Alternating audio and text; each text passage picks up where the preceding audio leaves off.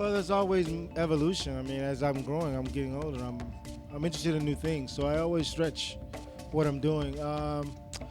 The album, the reception is pretty good. I mean, I think that there's this thing where you kind of hear in the background where people are like, "Yo, I really like what you used to do," and it's like, well, those are the people that they're stuck in that. Um, but like all things, it's for me, it's about moving along, and so we're doing good though. I mean, sales of the album are doing well. The book, the actual art, is a bit slower because I think people are a bit they don't get it, or they get it, but it's a different undertaking. It's like taking a person to a gallery who's never seen art for the first time. So it's a bit of an introduction and an education. But for the most part, everything is pretty. It's pretty. The book is a limited edition of the art. So the album has art that's created by the actual album is called Pyrography, or Pyrography, whichever, and it's a form of creating paintings using fire. So I hooked with this cat in Australia, and he does this art form, and he's, for me, the best that I've ever seen. And everything about the art is from nature. So all the colors are either from rock, stone, coffee, eucalyptus. Everything is from nature. There's nothing bought, nothing. Everything is created. And so we wanted to make something that was organic. And so the art, there's a front cover, back cover, which are two different images that depict me, one in human form, one in spiritual form, I guess. And then the other 13 pieces are, we chose 13 of the, I can't say the most popular Orishas, the most popular, but also some of the elements that we wanted to educate people about. And the Orishas are basically just forms of gods that are forms of nature. And so, I wish I had the book here actually to show you, but so it's pretty in depth. The album, the CD itself, it contains the art, but to have it as a book, it's a bigger portfolio. You actually see the detail of the work, and we're doing all right with it.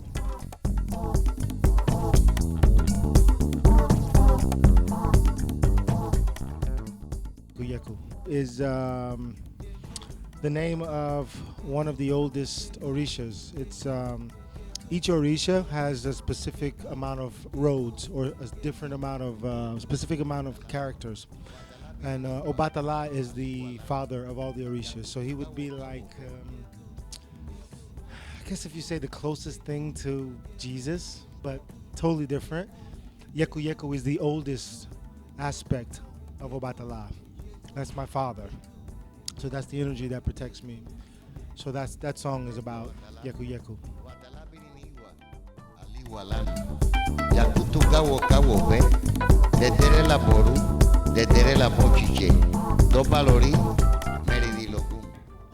I was there for about 5 years. Yeah, from there I went to Greece. Yeah, I just felt like Bush had just got in the office, and I felt like as long as I'm here, I'm guilty of whatever's about to happen. And so I had to get away. And then Puerto Rico wasn't actually so much of a stretch because that's pretty much, a commonwealth.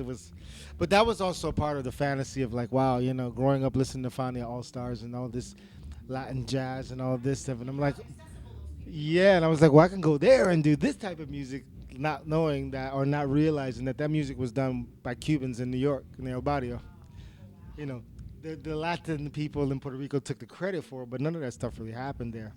So, but it was good, it was all right. But yeah, from there I moved to Greece, and that's just kind of been like my, that's my soul, my paradise, yeah.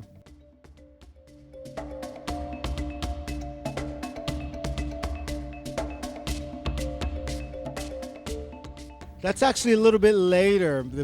I started piano at 7. Yeah, I knew I wanted to play piano. The Prince thing happened about, not much later, maybe about 9 or 10.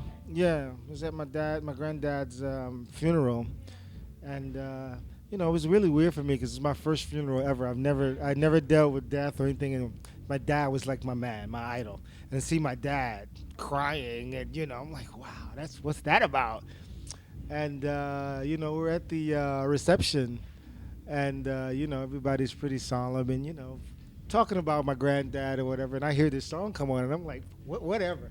I don't even get where you guys are at right now. What is this on the radio? And it just affected me in such a way. Yeah. And it was the sound of it. It wasn't so much of anything. It was just the sound. I was like, wow, what is that? And it really captivated me. Yeah. That's when I knew. I think that was what my attraction to production and sound was. I always knew I wanted to do music, and I was actually kind of there already. But I think in the sense of formulating sound and creating my own thing, that was because that was for me. That was like I'd grown up on James Brown, Aretha Franklin, Cameo, anything funk soul I knew, but that was like, what the hell is this? And so that was kind of what forged me to want to do the same thing.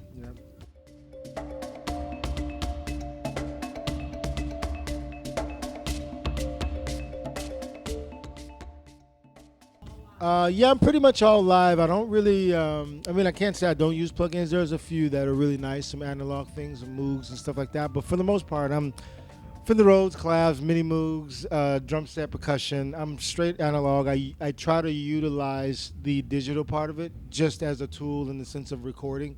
I like Logic because it's straight on record, play.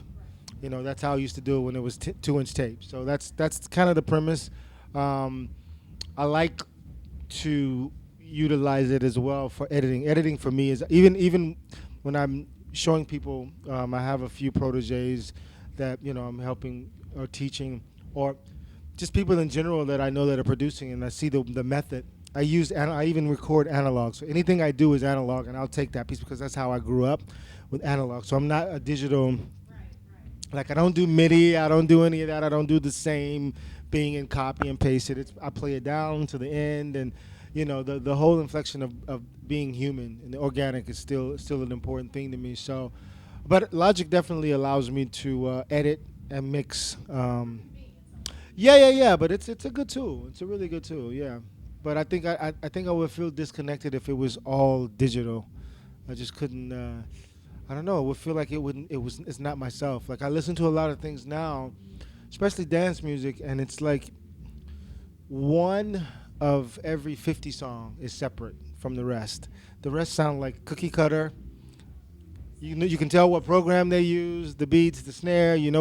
There's nobody formulating sound. Like when I create, I want to go to that synthesizer and create the sound that I know no one has done, or record my kick drum and put another thing on top of it, and so those things are, I think, are really important in formulating your own identity with the music. Yeah.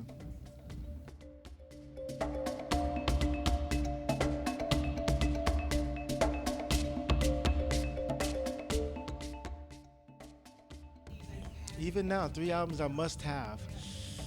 Ooh. I'm stuck on a desert island.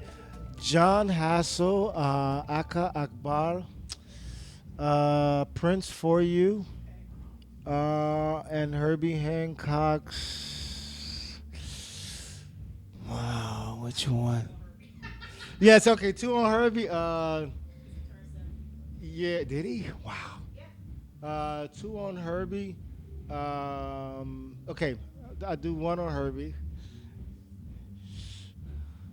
Well, I can't do 1 on Herbie because I gotta have all of Herbie. Let's just say Talking Book, Stevie Wonder.